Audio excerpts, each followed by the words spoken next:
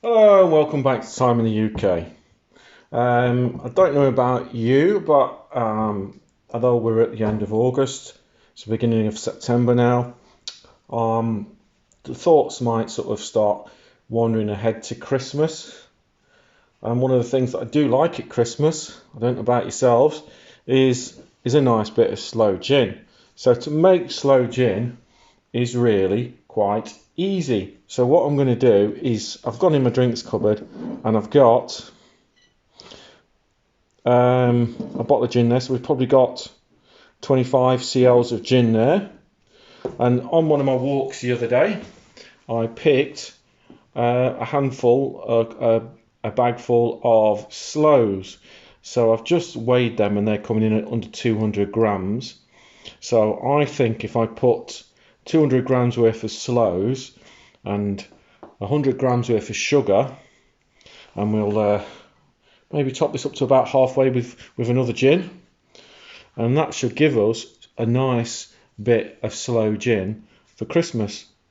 All you need to do is pick yourself some of these, and these are the fruit of the blackthorn tree bush. Sorry, they are what we call sloes, and obviously I picked them yesterday and I've frozen them for a particular reason.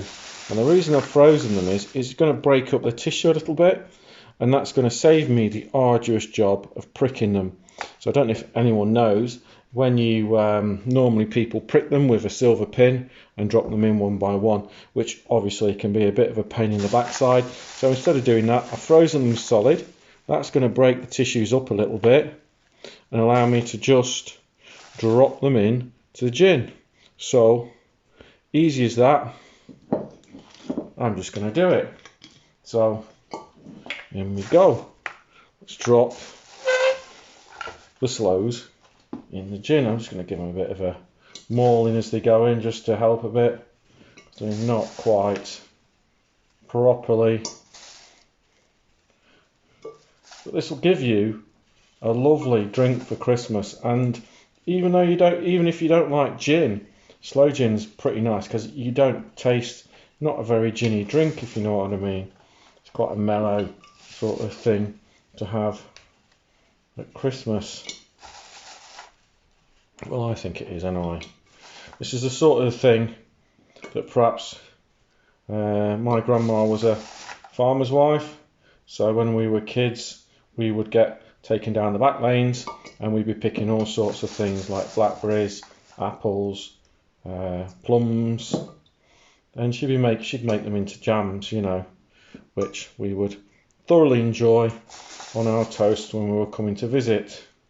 And possibly even, dare I say it, she would have Sunday lunch around there, and as pudding, well, she would cook 2 Yorkshire puddings, or one big Yorkshire pudding normally, and for pudding you would get a slice of Yorkshire pudding with some jam on it, which was pretty nice. And if anyone out there thinks that Yorkshire puddings are savoury only, I do suggest you try that with a little bit of jam on. So anyway, we're just chucking these sloes in and giving them a bit of a squidge as they go in, because we are supposed to prick them, but let's break them up a little bit, Oops.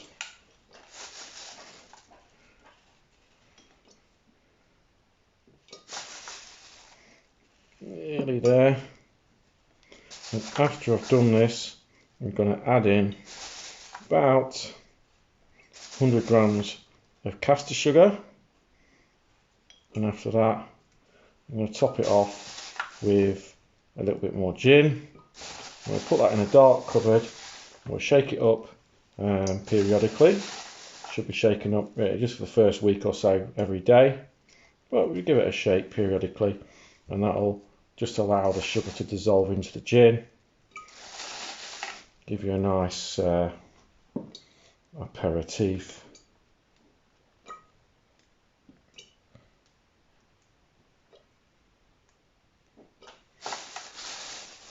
Like satisfying pop as you give these a squeeze, a bit like squeezing an eyeball. Yeah.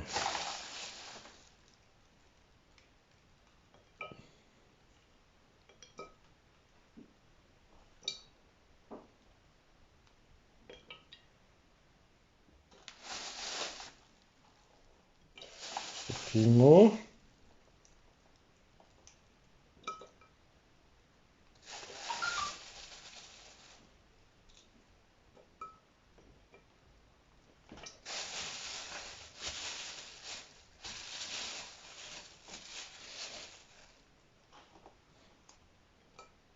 And the sloes themselves come from a tree that you might find in the countryside. Don't pick any near a busy road. Obviously the pollution and stuff like that. You probably just want to go into a little bit off the beaten track and pick some from a nice footpath or something like that. They're the fruit of the blackthorn tree. Okay, and you can.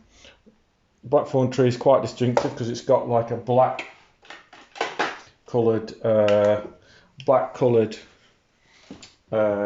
bark and huge, great 1 inch long thorns on, which can be quite deadly. So I've just zeroed the scales there.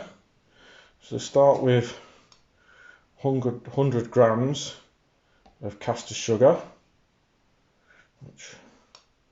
so 200 grams of sloes, 100 grams of sugar, 50-50 mix. There we go, 1:7, that's near enough. I've got a little, because this is dry, it should pour through like the sands of time, which should be a nice.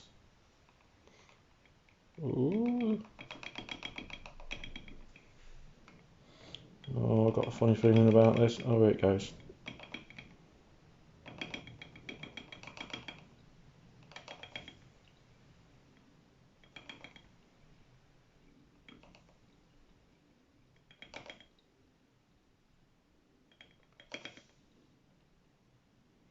Nearly lost it then.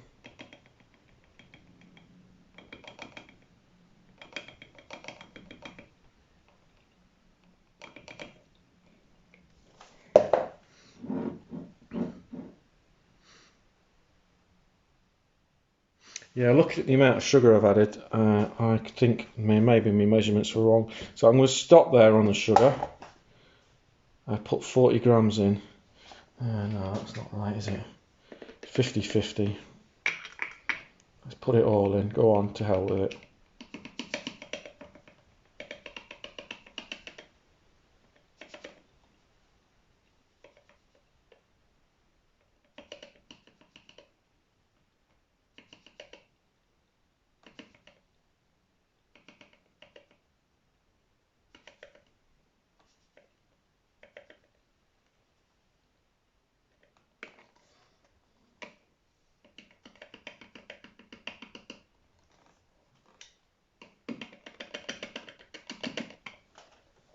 And the funny thing about it is, I don't know if you can see there, but most of the sloes have just sank, but a couple of them have floated. I don't know why that is, but I'm not going to worry about it. Just going to top it up with a bit more gin. Oops.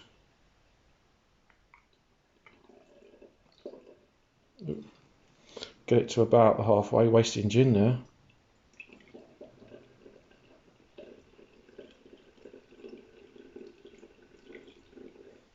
There we go, I think that's where we're going to leave it.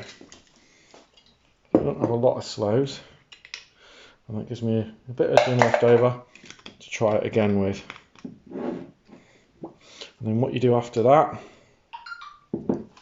is I'll wipe around.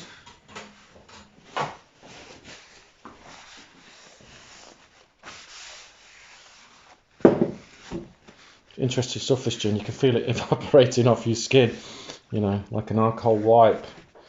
Just going to give that a bit of a shake up.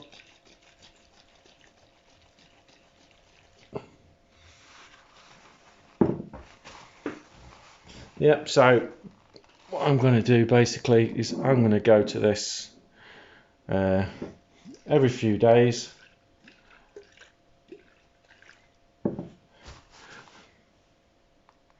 And give it a shake up, and then at Christmas time we'll have some lovely sloe gin. I mean, other things that you could possibly add in might be a bit of rhubarb or damsons, or perhaps you could add blackberries or elderberries. But like I say, I do prefer sloes.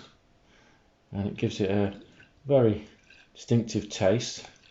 Very Christmassy sloe gin. So yeah, let's see how that comes out at Christmas. Anyway, I've been time in the UK, and hope you get out there and pick yourself some sloes and make yourself some sloe gin. And don't forget, pop a label on it, pop it in a dark cupboard, and enjoy in a few months' time. Thank you. If you like this, give us a like, comment and subscribe, and I'll see you in the next one. Bye for now.